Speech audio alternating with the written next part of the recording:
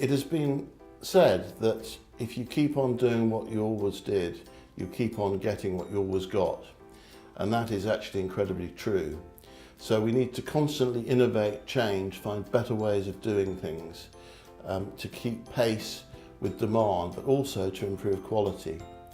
So I very much welcome these innovation awards in the Trust, which show what our staff are doing to actually make things better for patients and improve our services in the same way that the NHS has improved over the last 70 years.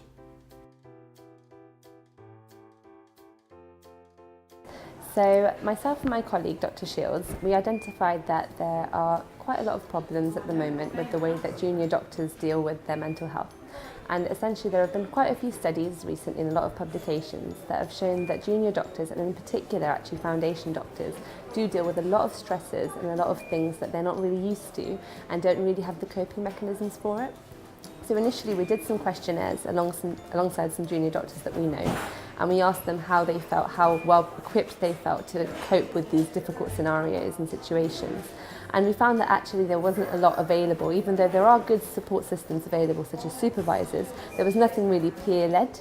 So we decided to set up these groups, and essentially all they are is that the Foundation Year 1 doctors, we sit together in this confidential circle where we can discuss things that have affected us in the day-to-day job.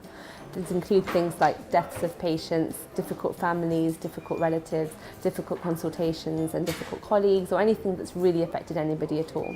This really enables people to talk about their mental health issues and problems that they've been having in a confidential environment, while also we always make sure that we signpost the actual avenues that they can go through.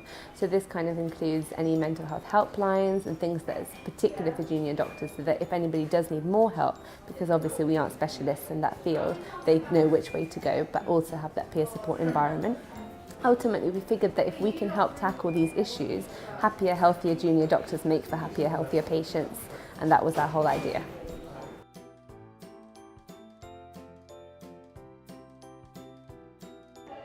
Well, I noticed when I was a ward clerk that we seemed to have hearing aids, dentures, that people weren't using them, putting them in.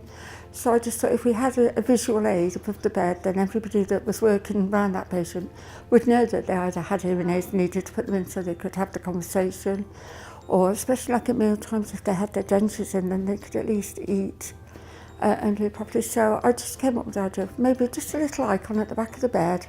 It just made the same thing to everybody. They were just very simple pictures that made sense. And it did seem to have worked.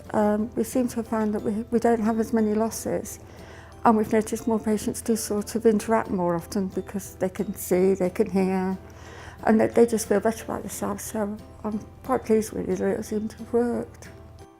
We want to thank everybody for submitting their applications for the Innovation Award.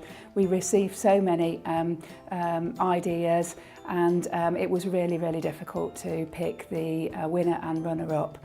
And the board and I are really excited to support those teams and individuals to implement their ideas now to support improvements in patient experience.